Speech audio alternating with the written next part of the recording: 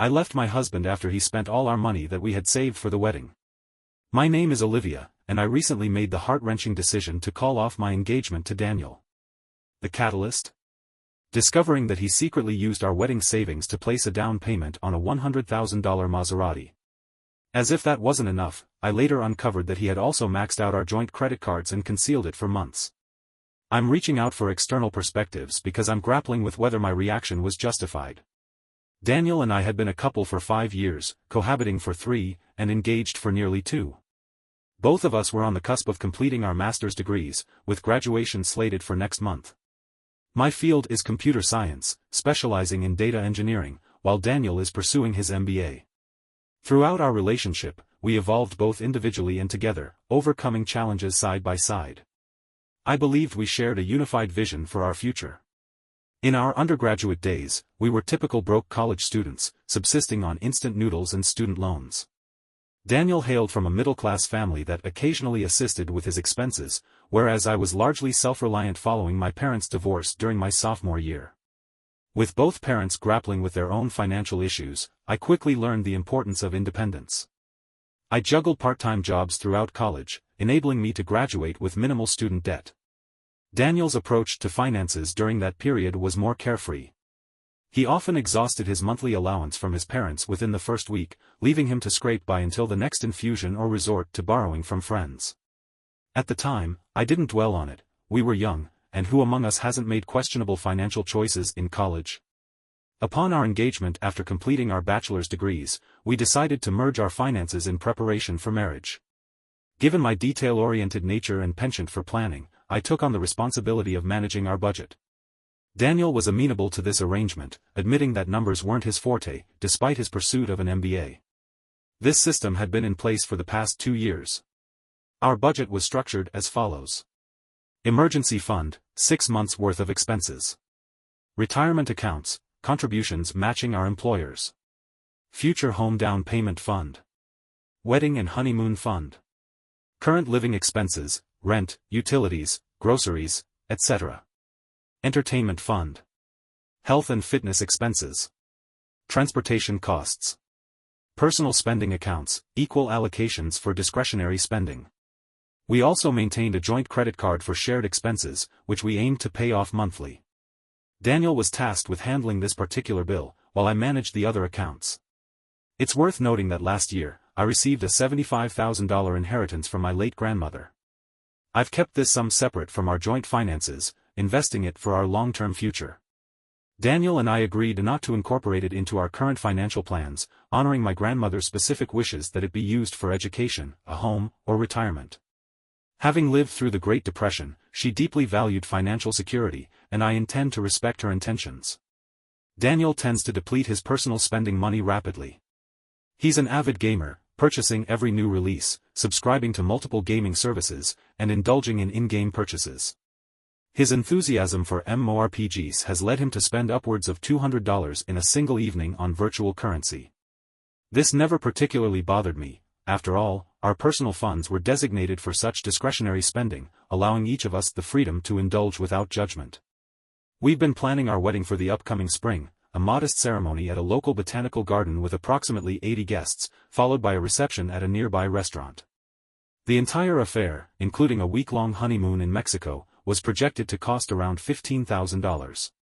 We had saved about $12,000 toward this goal and were on track to accumulate the full amount by year's end. Last week, I noticed a $3,500 withdrawal from our wedding fund. Alarmed, as we had a mutual understanding never to touch that account without prior discussion, I reviewed the transaction history and saw that Daniel had transferred the money to his personal account 3 days earlier. Choosing a calm Saturday morning to address the issue, I confronted Daniel about the missing funds over coffee on our balcony. He nonchalantly revealed that he had placed a deposit on a Maserati Ghibli, not a pre-owned vehicle, but a brand new one. He even showed me photos of his new baby on his phone. This wasn't an impulsive act. He'd been test driving various models for weeks without informing me. I was stunned. A Maserati Ghibli starts at approximately $90,000, far beyond what we can reasonably afford at this stage. Striving to remain composed, I asked why he made such a significant financial decision without consulting me. He became defensive, asserting that he thought I'd be thrilled for him. When I pointed out that this move contradicted our financial plan, he accused me of being controlling and unsupportive of his desires. "It's always about your plans and your goals," he retorted, glaring over his coffee mug. "For once, I want something for myself." For context, I recently accepted a job offer from a tech company with a competitive salary of $115,000, plus benefits and stock options. Daniel is still job hunting, having declined several offers he deemed unworthy of his skills, one at $85,000 and another at $92,000, the latter dismissed due to perceived cultural mismatches. Technically, my salary alone could cover the Maserati's monthly payments, but it would severely hamper our ability to save for a house, a priority we've long shared. After completing our bachelor's degrees, we agreed to live frugally for a few years to establish a solid financial foundation before elevating our lifestyle. Both of us drive reliable, albeit older, vehicles. I have a 2012 Honda Civic with about 120,000 miles, and Daniel drives a 2011 Toyota Camry gifted by his parents during grad school. Our plan was to reassess our transportation needs after relocating for my new job, considering the area's robust public transit system. We even contemplated becoming a one-car household to save on insurance, maintenance, and parking costs. What troubles me most is Daniel's unilateral decision-making. He diverted funds we jointly saved for our wedding toward a purchase that solely benefits him, without any prior discussion. When I attempted to address this, he became defensive, accusing me of being unsupportive. "Don't I deserve something nice after all these years of being broke?" he questioned. I reminded him that I've worked just as hard, yet I'm adhering to our plan. He rolled his eyes, muttering about me being a buzzkill before walking away. The following day, I discovered paperwork on his desk detailing the Maserati purchase. The total cost, with his selected options, amounted to $97,500. The financing terms were daunting: a $19,500 down payment, explaining the $3,500 from our wedding fund, as he lacked sufficient personal savings, and a 6-year loan with monthly payments of $1,400 at 5.9% interest. Additionally, there was a credit inquiry, correlating with a notification. That night, I barely slept. My mind kept spinning. What else might he be hiding? I'd always considered myself financially savvy, but I realized I'd been too trusting. The next morning, I made a decision. I needed to look through every shared account, every bill, every credit card statement. What I found shook me to my core. Daniel hadn't just used the wedding fund. He'd been quietly running up charges on our joint credit card, nearly $13,000 in total. When we had agreed to open the card together, we made a pact: anything charged to it had to be a shared expense, and it would be paid off in full every month to avoid interest. That's what I believed we were doing. But instead, he'd only been paying the minimum due, for the past 5 months. The charges weren't what I expected either. There were large purchases from gaming retailers, some pricey takeout orders, and luxury electronics. But the ones that really caught my attention were from several high-end jewelry stores, items labeled custom bracelet, white gold pendant, and engraving services. I hadn't received any of those. Not even on our anniversary. One name kept appearing on those receipts: Leah. At first, I thought it might be a vendor name, maybe a jewelry line. But a little digging revealed the truth. Leah was someone Daniel worked with during a short-term internship the previous summer. They had kept in touch.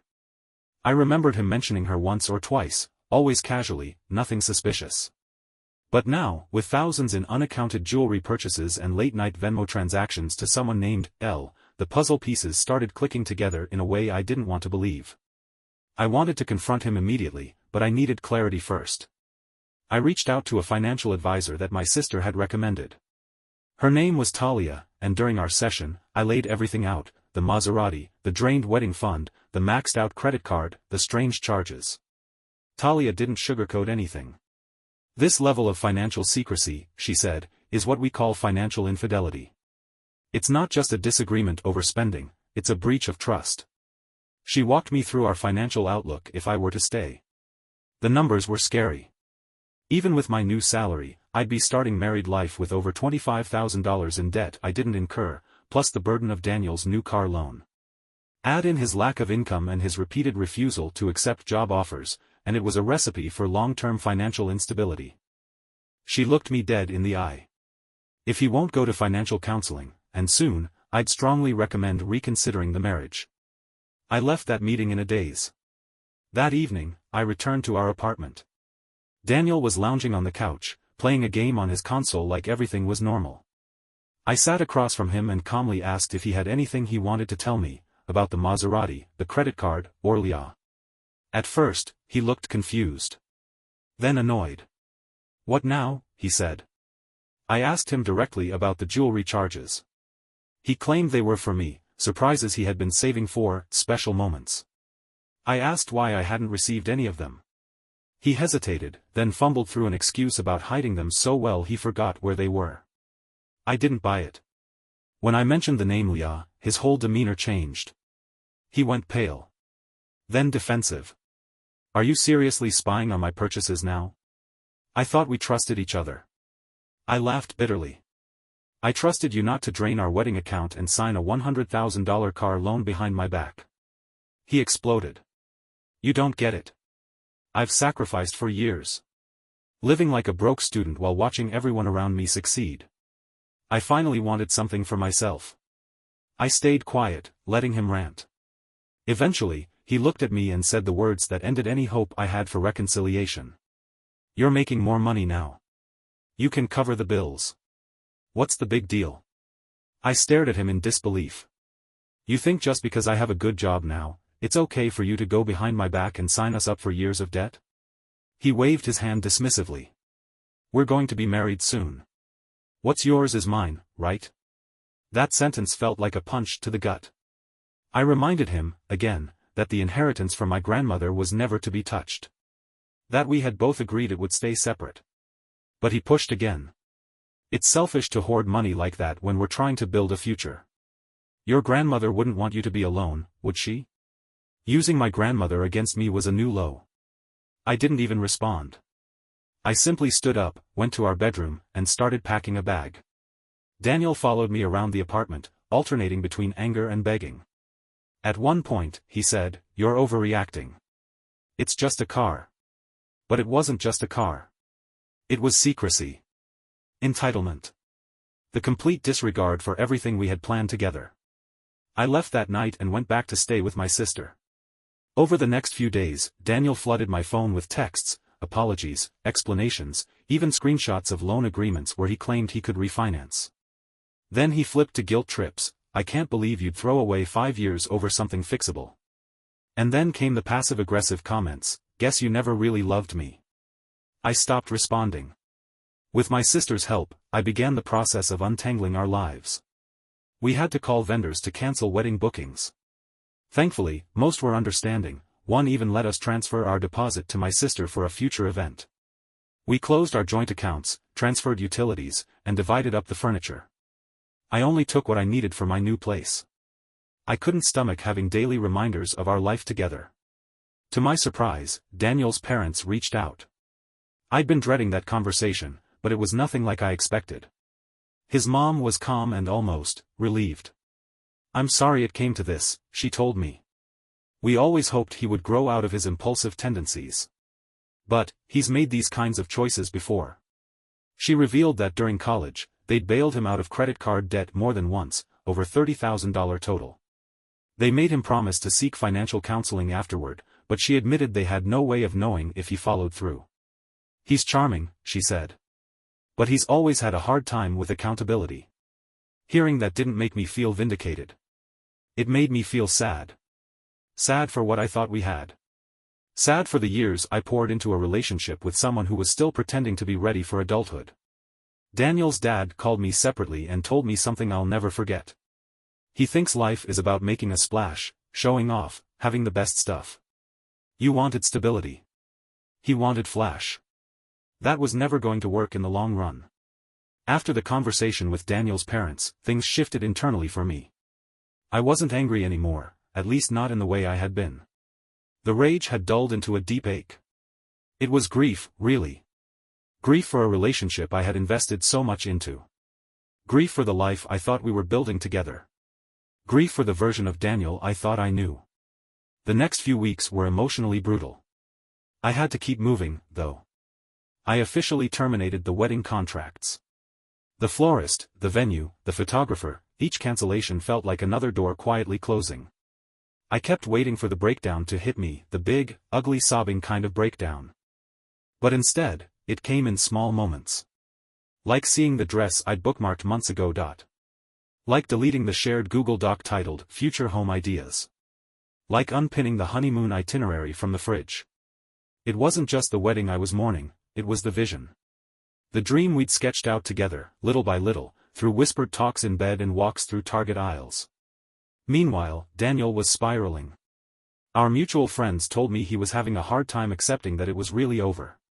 He had convinced himself that this was temporary, that I was being dramatic and just needed time to cool off. He started posting cryptic things on social media. Funny how fast people forget what love means. Chasing money instead of standing by your man. Some people only want stability, not growth. It didn't take long before a few of his buddies began messaging me directly, trying to get my side. A few of them were polite. Curious, even. Others were less kind.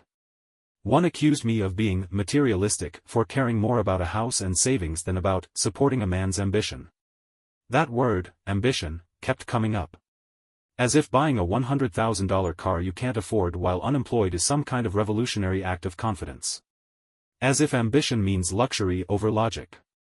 And yet, even as I was bombarded with criticism, a surprising number of people reached out in support.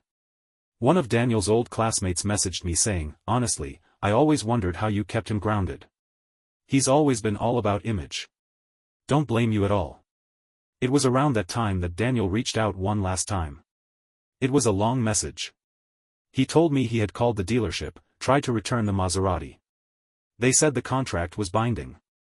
He was on the hook for the full loan. He claimed he was reconsidering everything, and asked if we could meet in person. Said he wanted to make things right. I agreed. Not because I wanted to reconcile, but because I needed closure, face to face. We met at a park near my new apartment. It was strange seeing him again. He looked tired, older even, like the last few weeks had finally caught up to him. We sat at a bench under a large oak tree. For a while, neither of us said anything. He spoke first. "I didn't think you'd actually go through with leaving," he said, eyes on the ground. "I didn't think you'd choose a car over our future," I replied. His head snapped up. It wasn't about the car. It was about finally feeling like I could have something, after years of scraping by. I nodded. I understood that. I really did. But we were building something. Together, I said. That meant making sacrifices together, too. He sighed. "I didn't think you'd make me feel so small for wanting more." I looked at him, really looked at him. "I never made you feel small. You felt small because deep down, you knew it was a bad decision. And instead of owning that, you made it about me." He didn't respond. After a moment, I added, "This isn't about the car. Or the money. This is about trust. You made a massive decision that impacted both of us, and you didn't even think to talk to me about it. That's not partnership." He apologized. For the secrecy. For the spending. For making me feel like I wasn't enough. But the apology came too late. I told him I hoped he would figure things out, truly. But that I was moving on. That I was done trying to mold myself into someone who could make his dreams feel manageable. I needed someone whose dreams we could build together. We didn't hug. We didn't cry. We just stood up, nodded goodbye, and walked away in opposite directions. The weeks that followed were strangely empowering. I settled into my new apartment, tiny, quiet, and entirely mine. I bought a second-hand dining table, a cheap but sturdy bookshelf, and some houseplants that I kept alive out of sheer stubbornness. Every decision was mine. Every corner was curated to reflect only my taste, my peace, my control. I started my new job the following Monday. The onboarding was intense, the learning curve sharp. But I threw myself into the work like it was a lifeline. I started looking forward to mornings again, coffee brewing, calendar filling, coding challenges, clean spreadsheets. Structure was my therapy. Talia, my financial advisor, helped me build a new plan. We reallocated my inheritance investments, adjusted my saving strategy, and crafted a 5-year vision that was entirely my own. She even referred me to a therapist who specialized in relationship recovery and financial trauma. I didn't even realize that was a thing, but it was exactly what I needed. My therapist helped me unpack some heavy realizations. Like how I ignored red flags because I wanted to believe in potential. How I absorbed Daniel's stress as my own responsibility. How I let myself shrink to keep peace. How I confused compromise with self-erasure. But the biggest thing I learned was this: you can love someone deeply and still know they're not right for you. That truth hurt. But it was freeing, too. For the first time in years, I started dreaming without editing myself to fit someone else's reality.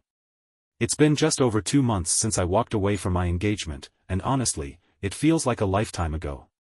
Every day since then, I've become a little bit more myself again. Or maybe I'm becoming someone new, someone who doesn't ignore their instincts, doesn't abandon their plans for someone else's impulses, and doesn't apologize for needing stability. People have asked me if I regret how things ended with Daniel. I understand the question. After 5 years, walking away feels drastic to some. A few mutual friends still message me, some cautiously supportive, others passive-aggressive in that way people get when they only know half the story. But I don't regret it. Not for a second.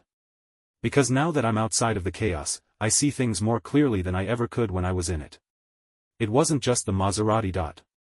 It wasn't just the $13,000 in credit card debt. It wasn't just the secret test drives or the jewelry or the sudden fixation on competing with his wealthier friends. It was the pattern. The pattern of emotional manipulation disguised as ambition. The passive-aggressive comments every time I brought up our goals.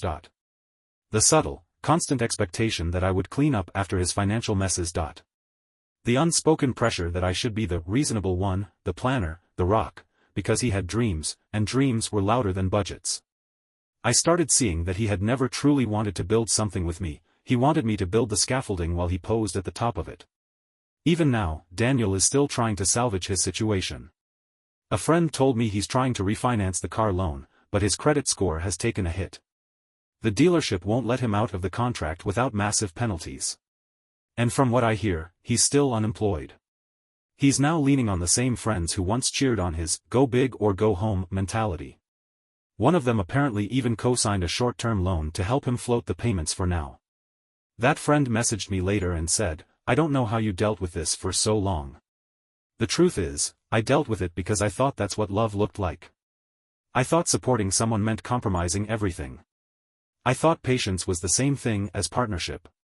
I know better now. If there's one thing this experience taught me, it's that love doesn't excuse recklessness. Love is not a justification for secrecy.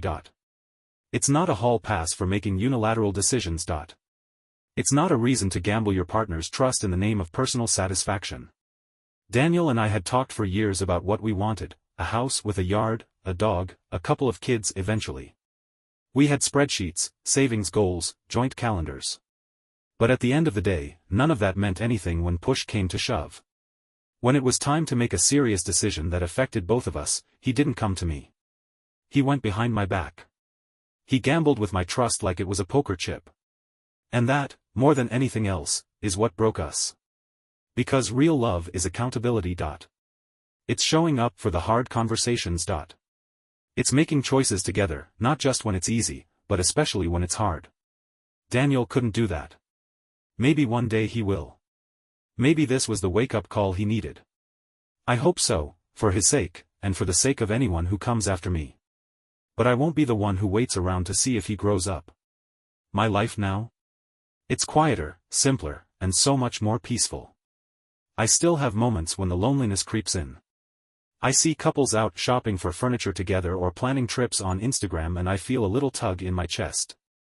I won't lie and say I don't miss parts of what we had. I miss the inside jokes, the shared playlists, the way he'd make pasta at midnight when we were both stressed from studying. But then I remember, that version of him doesn't exist without the chaos.